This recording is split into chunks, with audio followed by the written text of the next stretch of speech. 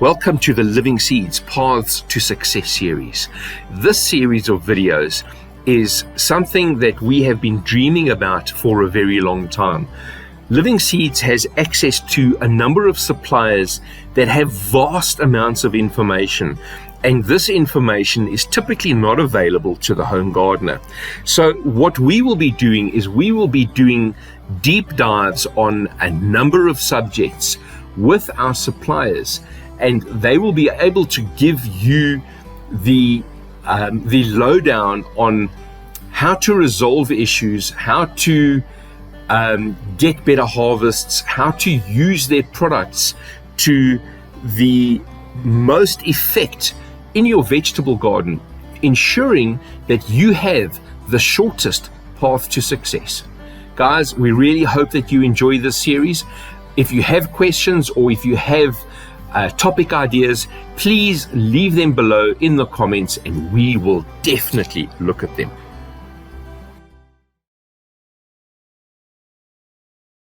Hey guys, Sean from Living Seeds, your seed guru. Today we are talking about IPMs with Lizann from Koppert, and I'm really excited about this series. We've been planning this for about 2-3 months now, and it's the whole series is designed to give you guys the shortest path to success when dealing with pests in your veggie garden. So I'm going to hand over to Lizann so she can tell you a bit about herself, and you can understand the experience that Lizann actually brings to this discussion. Yes, thank you, Sean. So my name is Lizann Uber. I'm from Koppert. I've been with Koppert now for 4 years.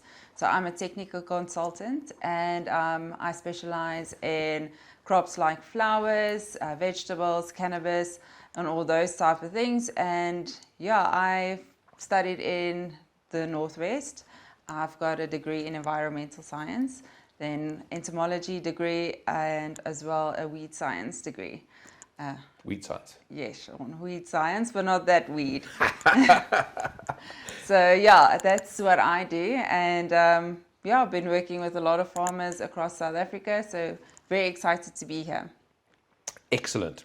So like I said, the goal is to give you guys the shortest path to success, specifically in your vegetable garden. And one of the biggest problems that people have in the vegetable garden is trying to manage and control pests. And very often people don't understand what pests are attacking their crops. They don't know how to manage these pests, and they don't know that there are ways to actually do this proactively.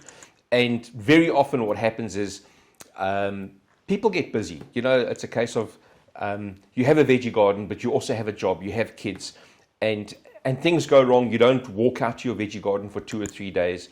All of a sudden you walk out to the garden and it's like pest central, and people panic and they rush off to their local nursery. And I think the most common question that we have, even though we're an organic farm, is what can I spray to kill the pests? And I think that's the wrong approach. And using traps and lures is one of the ways that we can reduce our reliance on chemicals to improve the food that we actually feed to our family. Yeah, no, definitely. So there's better ways to do it and also easier ways to do it. Instead of waiting to have a problem in your crop and going out and seeing something is wrong, let's be proactive and put out pheromone traps to help you monitor what's going on before it gets a problem. So that's the first thing we want to do. So that's why we've got these tools to help you, different traps for different pests and problems to help you knowing what goes on inside your crop. So yeah, I think the first thing to the title, the title. So the title of this video is the top 10 pheromone trap mistakes. And these are the mistakes, and what we're going to do is we're going to run through our mistake or run through our mistakes. They are our mistakes because we've actually made these mistakes. So we're going to run through the mistakes and actually give you advice so that you can understand how best to actually use these tools. Yeah, no, definitely. So ladies first. Ladies first. So I think definitely the first problem, and one of the biggest problems that we've got, is only putting out traps once you've got a problem. And I think that's the wrong way to approach this. Put out monitoring traps, different kind of traps. You basically have an idea of the problems that you've got inside your crop. Yep. Put the traps out so that you know what goes on inside your crop before it becomes a problem. So that's definitely, I would say, one of the biggest mistakes that growers do. Yeah, I think none of these is like a magic wand that'll solve your problem immediately. Yeah, It's a case of if you only reactive to the problem, you're always behind the curve. Being proactive, using the traps as a tool. A good example is it's spring, it's early in the season, your pest load is very low, the pests have just started hatching out of their eggs, or they are just coming out of their pupa, they're just starting to build their population. And if you can trap those early guys, you can make a massive dent in the population. You're never going to wipe out the entire population. Oh, no, and I think that's not what you want to do with biological control. I think the main focus of biological control is having everything in balance. So you'll still have your pests there, but they shouldn't cause damage on your crops that's noticeable, or they shouldn't. Everything must be in balance, and once it works all together, everything can go what's that beautiful English word? Harmoniously, they can work together. And I think that's what you're trying to get with biological control, definitely. Absolutely. Less than 2% of the pests, or less than 2% of the insects in your garden or on your farm are actually pest insects. Yeah, no, definitely. Yeah. So usually I think a lot of growers make the mistake when they see something, automatically it should be bad. So they want to react on that. And I think if you know what goes on and you do the research and everything, you'll find a lot of the stuff in your garden is actually quite good for you and for the environment and everything. Absolutely. Cool. Next, putting the trap in the wrong location or the wrong height. And I think one of the easiest things to do is if we look at this as your garden or your field, and you know that your wind predominantly comes from this direction, and it hardly ever comes from this direction. If you take your trap and you put your trap over here, the wind's taking all of the pheromone and actually blowing it not on your crop. What you want is your wind direction is over here. You actually take your trap. You put your trap on the right side of your crop. Yes, no, definitely. So it's also knowing your location and how your farm works and all those type of things, knowing where the wind direction comes from. So just doing those little small things, like Sean said, putting the trap on the right side where your airflow goes through your crop, putting in the trap there, then it also makes it a big difference. And I think that also goes with number 3 that we want to talk about, is thinking that only one trap will be enough for your monitoring or your mass trapping or whatever the case is that you want to do. When you know the wind is blowing from one side to another, put one or more traps out. Make sure that they work together. Yeah. And the more you catch, the better. Because I think it's also important to mention that pheromones, how they work, it's basically capturing the female scent, putting it into a trap, which attracts all the males. So yeah, So this is a super sexy false codling moth. Oh yeah, no, super sexy. So she's gorgeous. She's beautiful. She's top class.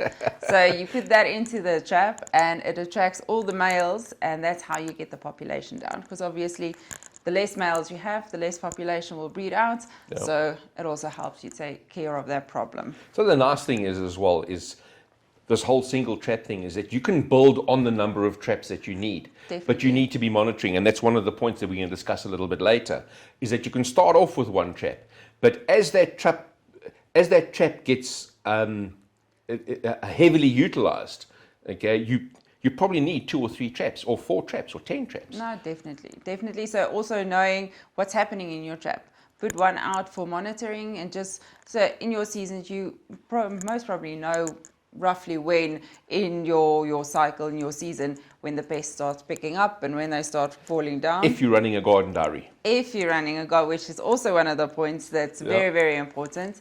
So before you know your season is starting, your pest pressure is going to build up and become a problem. put it out so that you can monitor what goes on before it becomes a problem. So start with one, but you can always get more and just put out as it becomes a problem. Correct. So point number 4 is running traps for the correct duration of the season. And we see this constantly where people, it depends on the trap. So people will only run a trap, for example, the Delta trap. The Delta traps are, we use them for false codling moths inside the orchards, and people will only run those traps while there's fruit on their trees. Which is also a big problem. Okay, which is a huge problem because the false codling moth, if you live in a frost-free area, you're looking at 11, 12 generations in a single season. Okay, and it's not just when you have fruit on the tree.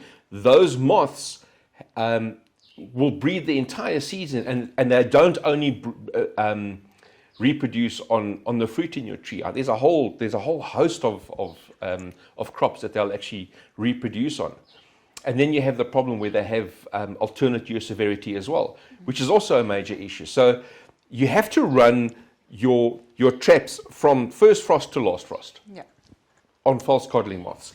On things like the tomato leaf miner, Tuta absoluta, we run on Living Seeds Farm, we run those traps every single week of the year. And I also think that, especially with Tuta, because that's a very big problem, and we don't have a lot of solutions against it, because most of the chemicals, they don't work anymore, so it's a big problem. I also get a lot of queries regarding what can we do against Tuta absoluta. So when it comes to biological control, pheromones are one of the go-tos for when it comes to Absolutely. Tuta. So I'll always, if I have tomatoes, always have a pheromone in there and make sure that it's running and it's still active. We'll also get to that in a little while.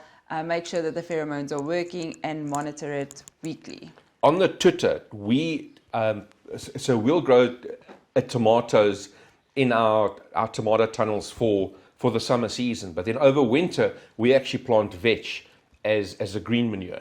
And even with vetch, we will catch Tuta every single week of the year. Yeah, no, definitely. So there's no tomatoes inside the tunnel. It's an enclosed tunnel, but we are catching male moths every single middle of winter. We catch male moths, not a lot, 2-3 a week. Yeah. Okay, it's a case of this over here in one of our tunnels. I actually showed you before we started in week number 7. So that would be it's January. That's February, March. Yeah. Week number 8.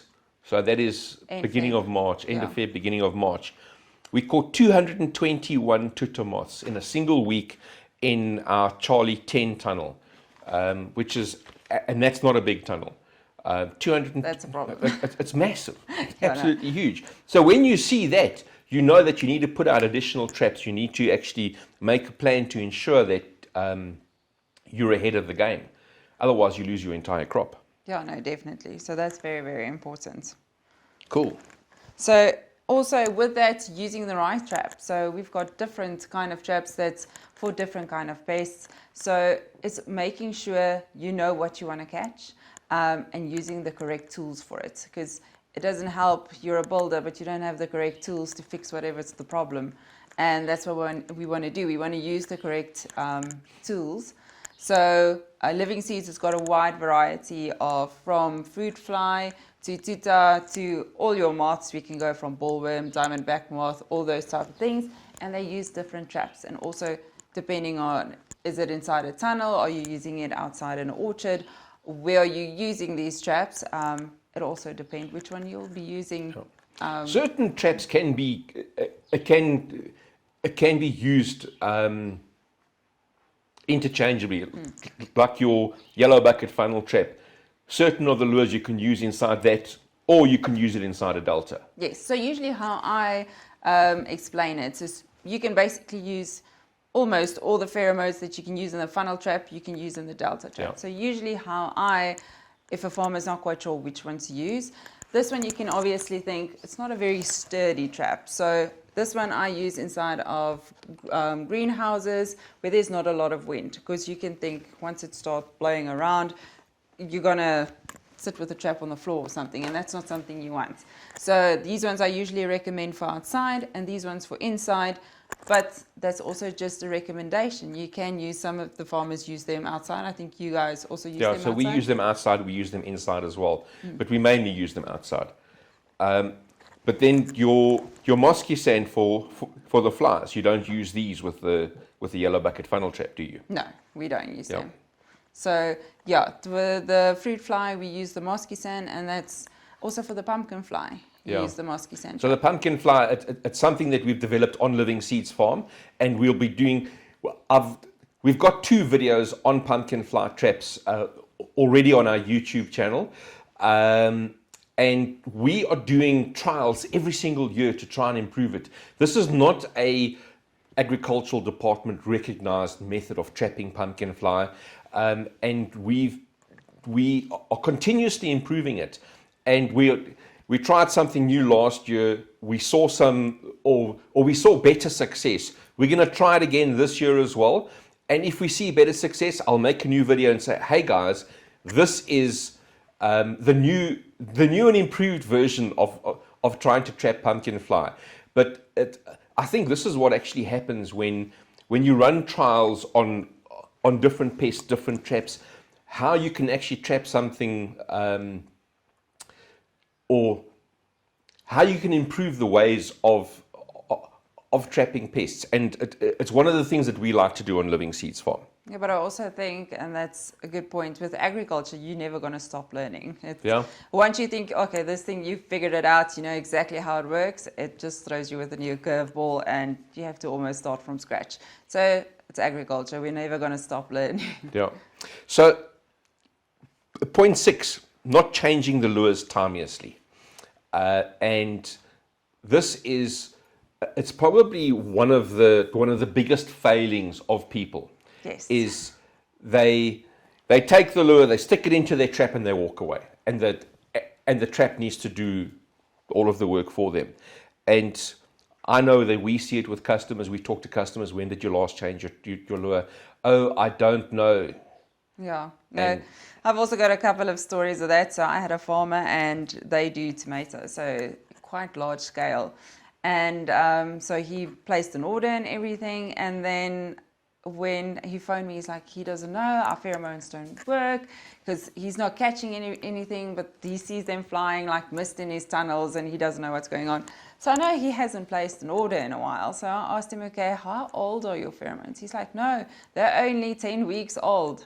I'm like, that's the reason you've got all those tita. So they are, it's very, you have to make sure you're on top of it when you put them in, the dates, because they all have activity times. What is your recommendation for changing lures? Yeah, so usually we recommend 4 to 6 weeks. Why it's 4 to 6 weeks?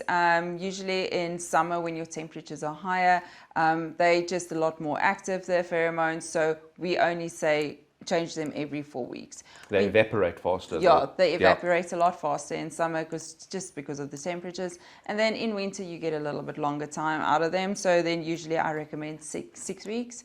So that's our recommendation for the farmers and for the growers. Excellent.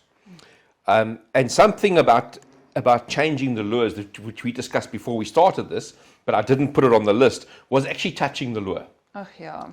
Oh, yeah. Yeah. I could just see it. So, Tell us. Yeah. So we've got a lot of farmers as well. Also, they use the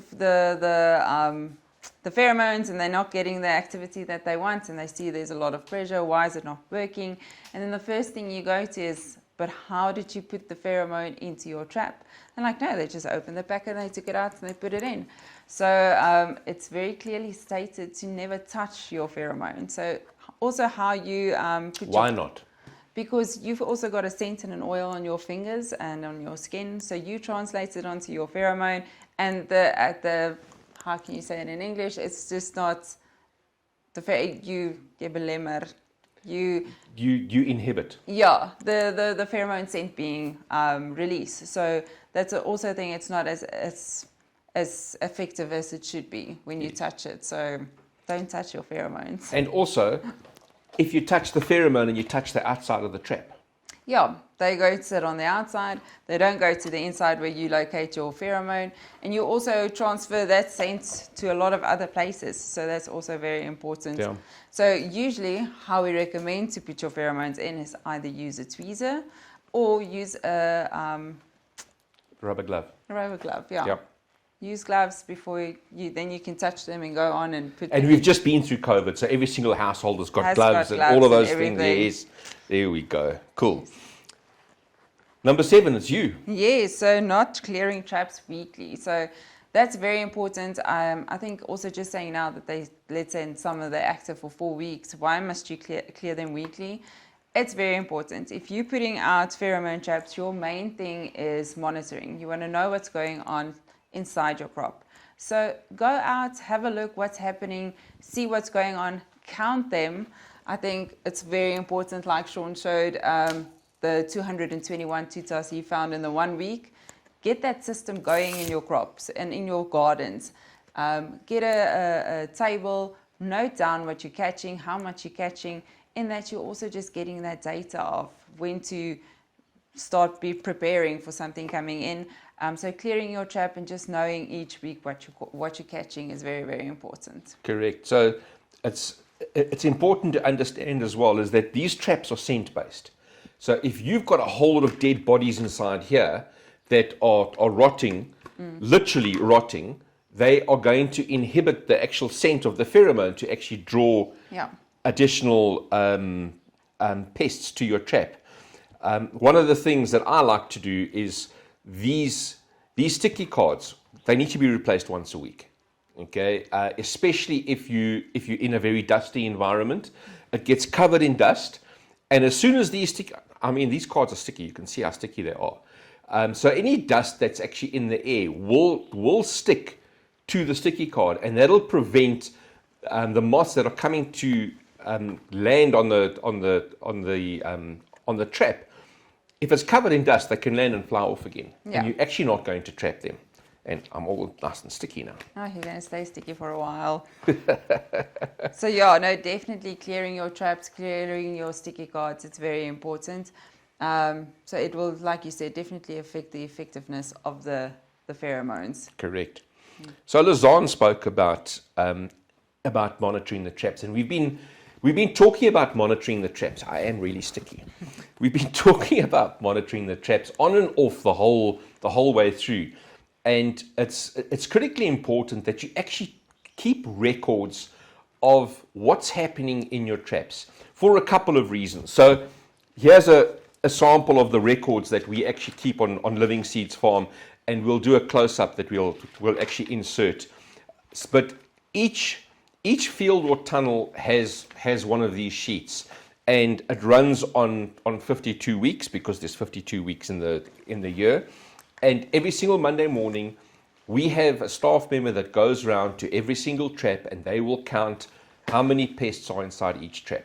And what this does for us is a couple of things. Number one, we know what the pest load is in that tunnel or in that field.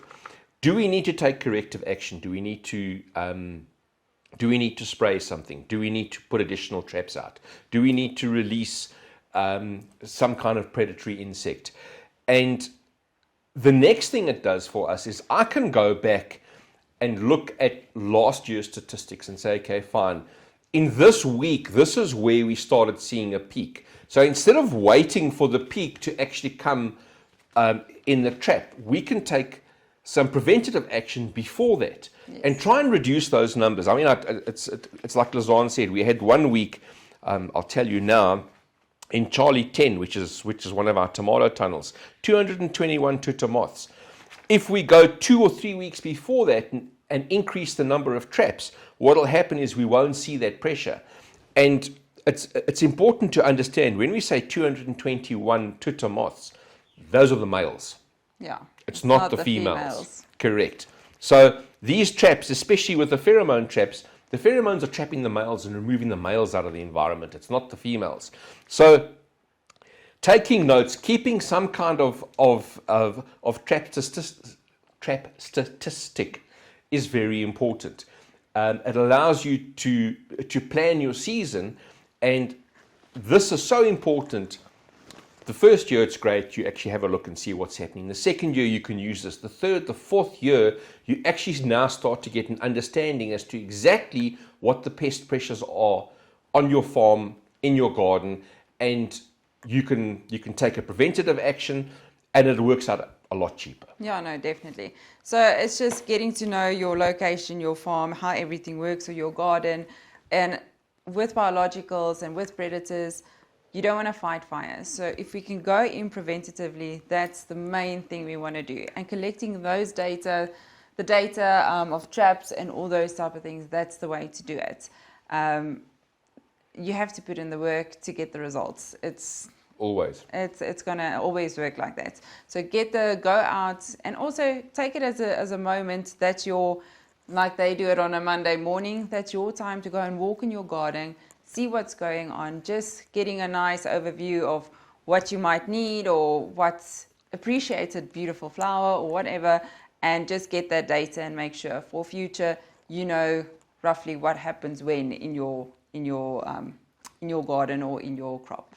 There's a wonderful farmer saying, and I don't know where I read it, but it really is so important. And the saying basically is that the best fertilizer for your garden or your farm is your footprints. Oh yeah, no, definitely. If you're out scouting, if you're out walking in your garden, you can see things happening before it's an issue.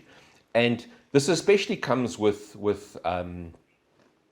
experience. So the first year or two, you actually don't know what you're looking for. You don't know what you're looking at. But as soon as you can start seeing, okay, fine, those tiny little yellow spots, those are the indication of red spider mite, or that kind of feeding damage that is tutor, or it is definitely whatever pest. And you can pick it up before it becomes an issue. Okay, and this is where the traps help you as well. Yeah, no, definitely. So using all those tools, I also heard a saying, they say love and appreciation is the best nutrients when it comes to a garden and a crop. So that's definitely true.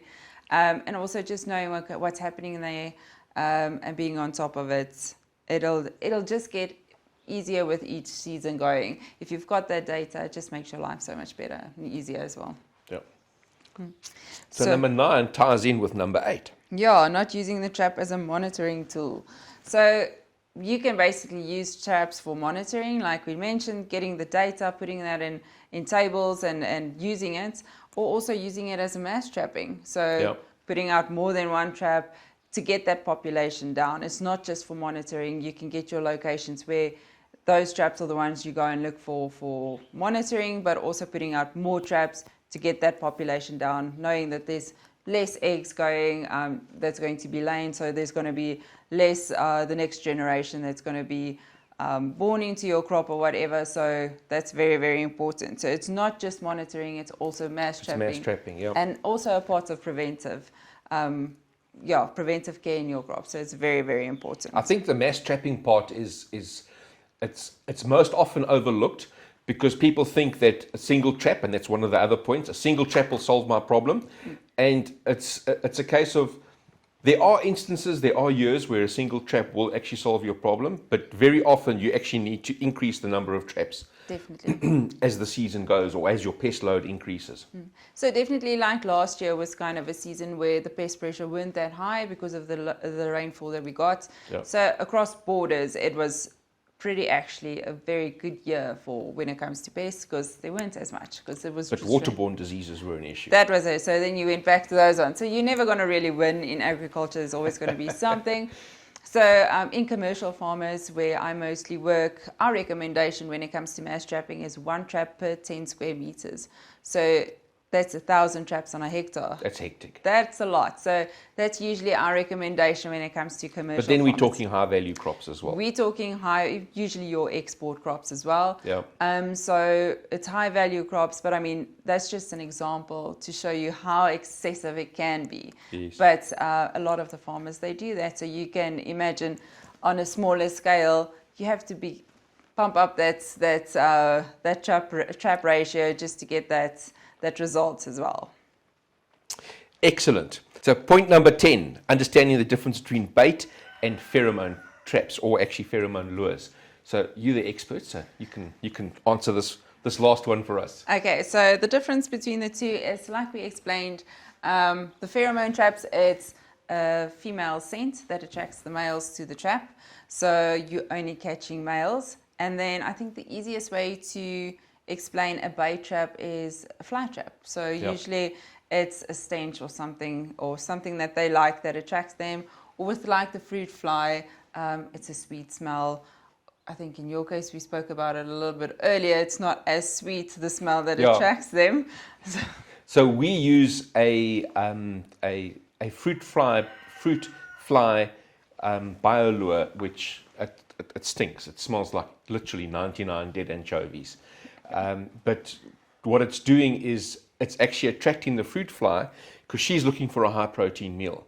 And that high protein meal allows her to produce more eggs to increase the amount of her progeny. But we use that in one of your mosky sand traps. It's a case of your bait lures are attracting females only, or in the case of a housefly or a stable fly, it's males and females. Because they're looking for a food source. Whereas the pheromone lure, this is designed, and I mean, you can always kill guys with sex. Okay, and this is exactly how it works, is that this smells like a really sexy female. Yeah, no, she's and that sexy female attracts all of the males, and the scent of the pheromone actually overpowers the scent of a normal female. Exactly, yeah. So these male moths are actually attracted to this female. They try and mate her, and they die inside one of the traps. So it's a horrible life being a male on a farm. Yeah, no, definitely. But yeah, that's the difference between the two of them. So either just catching the males or just the females, or a combination of the two when using a bait trap. So yeah, that's the difference. Fantastic. Guys, if you found this video interesting and you learned something from us, please consider subscribing to our channel. The social media links for Koppert, we're going to put them in the links for you. And if you have any questions, please leave the questions below in the comments. We will answer them for you. Guys, thank you for watching. We really appreciate your time. And Lizann, thank you for your time. No, Sean, much appreciated. Thank you. No, thank you for inviting me. That was really fun and very informative. I think this is a great idea what you guys are doing. So excellent. Yes. Thank you. Thank you so much.